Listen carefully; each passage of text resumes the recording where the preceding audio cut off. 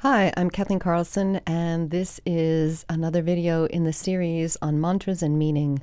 So the one that we're going to do today is Sita Ram. So this is actually on the album that I produced about a year ago with my kirtan band.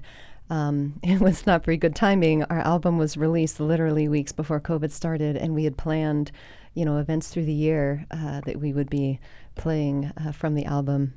But of course, on the album, and you can see that on SoundCloud, or I have another video that's the actual track from the album here on YouTube as well.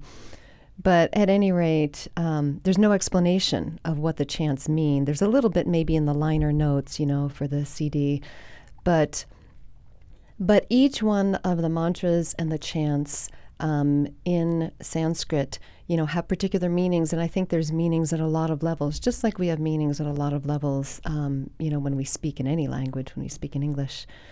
But in Sanskrit, the words to this chant are Sita Ram, Jai Ram. And it's just the name Sita, so she's a goddess, and then Ram, who is her consort, so they're the feminine and the masculine, and they are the heroine and the hero in the Ramayana, so a great Hindu epic.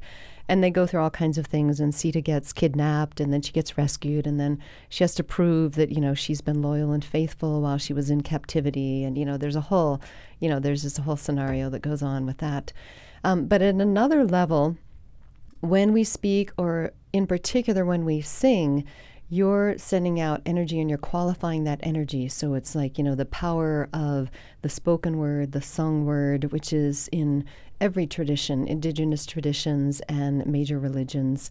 So those actually in Sanskrit, because in India, yoga is such a highly developed art, that goes back thousands of years.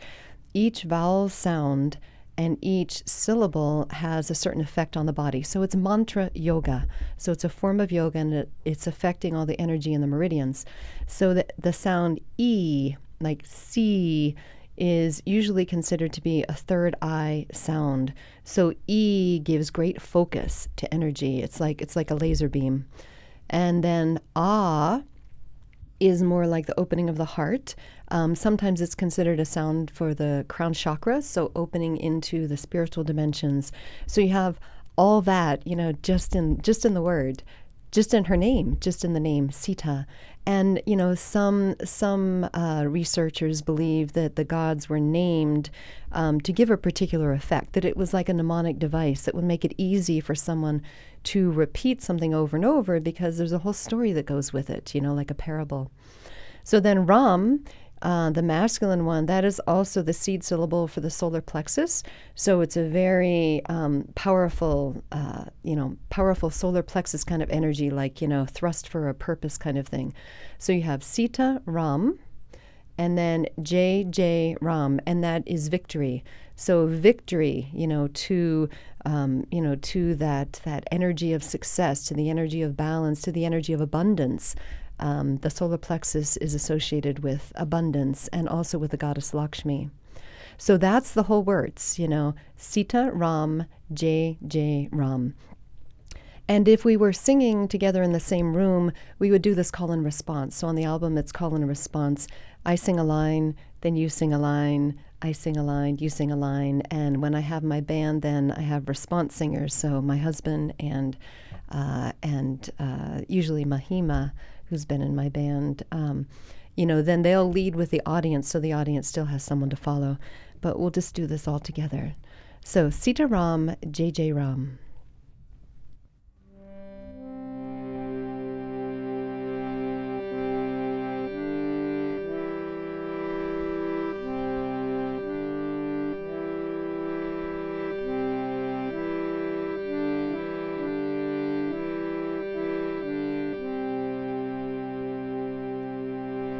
Sita Ram, Jai Ram, Sita Ram, Jai Ram, Sita Ram, Jai Ram, Sita Ram, Jai Ram, Sita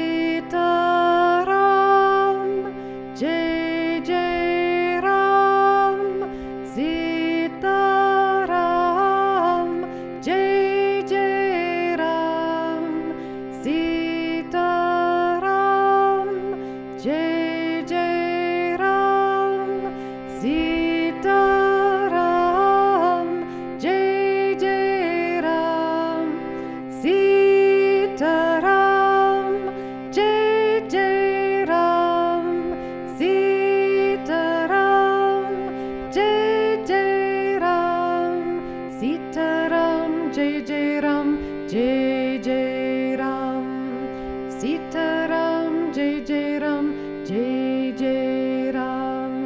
Sita Ram, Jai Ram. Sita Ram, Jai Ram.